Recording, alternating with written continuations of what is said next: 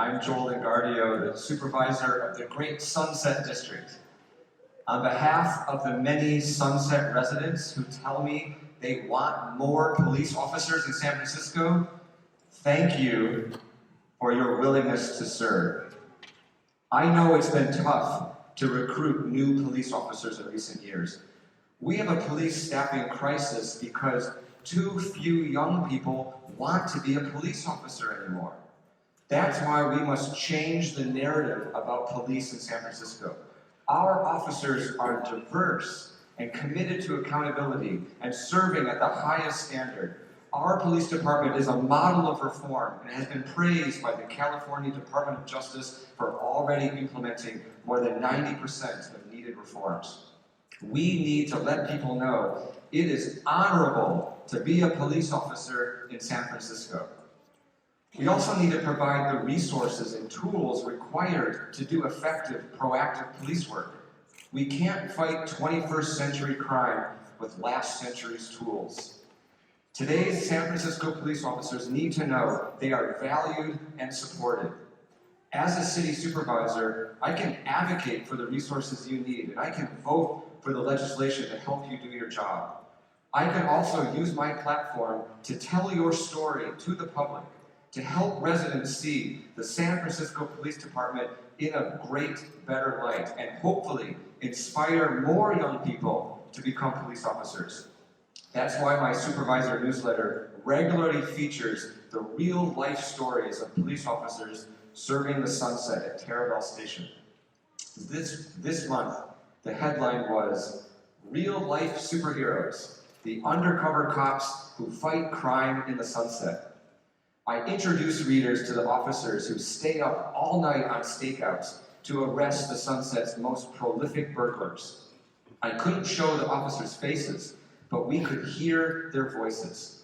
Sergeant Paul Karmiski, Officer Amir Mahmood, and Officer Andy Kavanaugh talked about how they get the job done despite many challenges. Here's what Sergeant Karmiski said, "We take crime personally. There's nothing better than looking someone in the eye and telling them, 'We found your stuff.'" One of the most inspiring police officer profiles in my newsletter was Officer Drew Kai Butler. He was only 7 years old when his family fled a bloody coup in Liberia and escaped to San Francisco. He eventually went to UC Berkeley and had a career in tech. But Officer Butler had another calling. He left his tech job to become a police officer at age 43.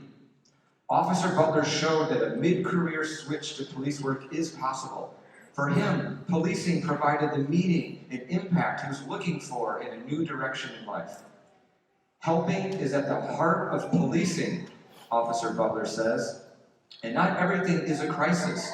I've carried groceries, pushed people uphill in a wheelchair. There are so many ways people need help, and when you're out there, you have the ability to affect in a positive direction every life you run into." Of course, police work can be tough and even dangerous, yet Officer Butler calls it a people relations job. How so? Officer Butler says, "You're learning how to talk with folks, figuring out what's the quickest way to connect with someone so they will feel heard. If someone hates your guts, but feels you've heard what they want to express, it changes them inside." I also profiled Officer Nate Lim, who said his policing philosophy is to never stop learning and growing. He said he is working to change the negative perceptions about law enforcement. He wants to help San Franciscans understand what police officers do. Officer Lim says, "I look for ways to improve myself and become a better and smarter police officer." Officer Lim says policing can be challenging, especially for new officers. That's why he pays special attention to supporting his crew. He also appreciates when the public supports their work. The thank yous we get definitely boost morale and remind us why we are here and do what we do, he says. And listen carefully to what Officer Lim says next. It is a very important message. He says, "Being a police officer is still a noble profession. I will leave you with one more story about a police officer at Terraville Station. Growing up in San Francisco, Officer Jeff Chen remembers police officers visiting his kindergarten class to explain how they help people. Officer Chen decided that's what he wanted to do. He studied criminal justice at San Francisco State and entered the police academy in 2018. He knows he made the right career choice. What's some advice that he has? He says, you have to be able to handle stress well, and it's important to have a thick skin. You can't let it get to you when people yell at you. This career is what you make of it, and it can be very fun and rewarding. It can also be very stressful and exhausting. So a good balance is needed to juggle it all and not burn out. Officer Chen relies on good humor to offset the more stressful parts of the job. We get some pretty crazy and funny calls sometimes, he says, like when someone said their roommate had thrown out their dinner. Officer Chen finds most people supportive and friendly. Little kids wave at us. Residents talk with us and bring things to our attention, he says. Community support and understanding can go a long way. Officer Chen has these final words. I truly enjoy this career, he says.